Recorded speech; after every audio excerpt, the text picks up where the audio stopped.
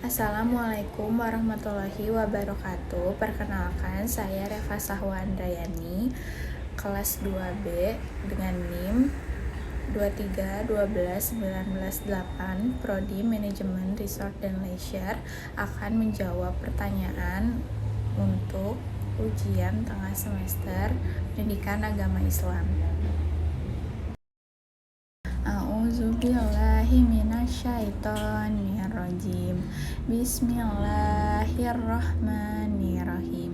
Dengan menyebut nama Allah yang Maha Pengasih lagi Maha Penyayang. Alhamdulillahirabbil alamin.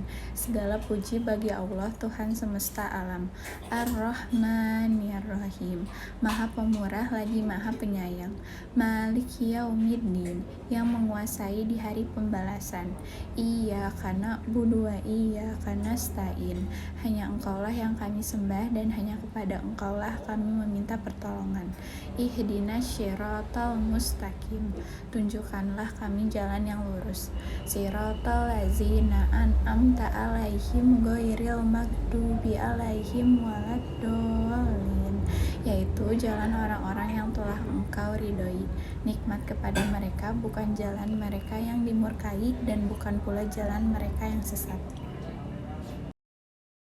Agama secara bahasa diartikan dengan haluan peraturan, jalan atau kebaktian kepada Tuhan.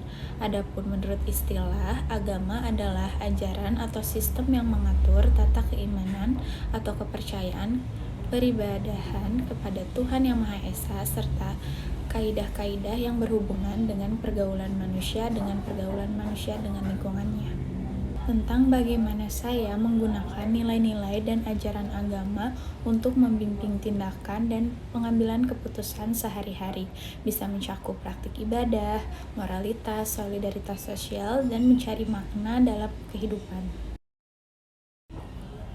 Agama Islam adalah agama yang mengajarkan keyakinan pada satu Tuhan, yaitu Allah Subhanahu wa Ta'ala, serta mengikuti ajarannya yang terdapat dalam kitab suci Al-Quran dan tradisi dari Nabi Muhammad SAW yang terdapat dalam hadis.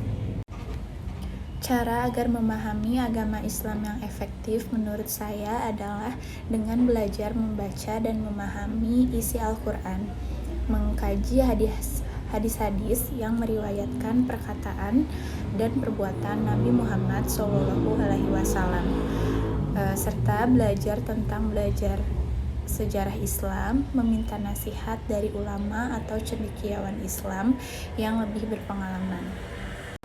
Yang orang tua saya ajarkan kepada saya adalah dengan cara menanamkan nilai-nilai Islam sejak dini, menjadikan contoh yang baik dalam praktik ibadah dan perilaku sehari-hari, serta memberikan pendidikan dan pemahaman yang mendalam tentang Islam.